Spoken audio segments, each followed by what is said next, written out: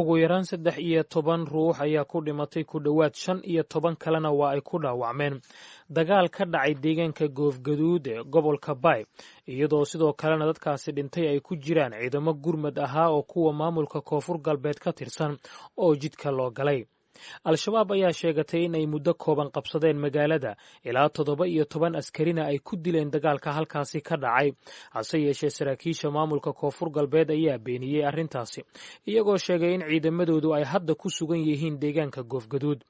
Goofgaduud oo qiyaastii 30 kilomitir u jirta magaalada Baydhabo ee xarunta gobolka Bay ayaa waxaa ku soo noqnoqda dagaalada noocan ah ee u dhaxeeya ciidamada dawladda iyo kuwa amisom ugu yaraan 13 qof ayaa ku dhimatay ku dhowaad 15 kalena way ku dhaawacmeen dagaal ka dhacay deegaanka Goofgaduud ee gobolka Bay iyo ciidamo gurmad ahaa oo kuwa maamulka koonfur galbeed ka tirsan oo jidka loo galay wariyaheena gobolka nooga soo warama Mukhtaar Maxamed Atoosh ayaa warbixintan inoo haya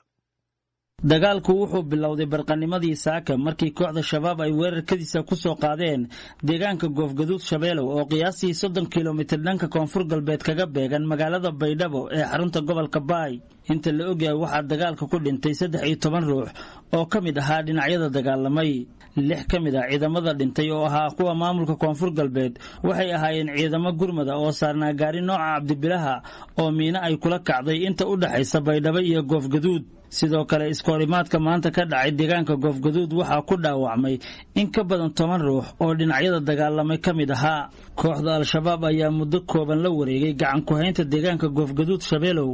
oo fariisan u ahayd ciidamada koonfur galbeed sida ay VOA u xaqiijiyeen ila ka madax banaan dhinacyada dagaalamay sidoo kale wararka laga helayo deegaanka Goofgaduud ayaa xaqiijinaya in ciidamada koonfur galbeed Soomaaliya dagaalka maanta ka dhacay deegaanka Goofgaduud looga qabsaday mid kamid ah gaadiidka dagaalka wuxuuna dagaalka ahaa mid aad u culus oo la isku adeegsaday rasaasta noocyadeeda kala duwan taliyaha ciidamada booliska gaarka koonfur galbeed Shiina Macalin Nuurow oo aan khadka telefoonka kula xiriiray ayaa ii sheegay ciidamada booliska gaarka inay haatan ku sugan yihiin deegaanka Goofgaduud isla markaana ay wax kama jiraan tahay in shabaab ay qabsadeen deegaanka Goofgaduud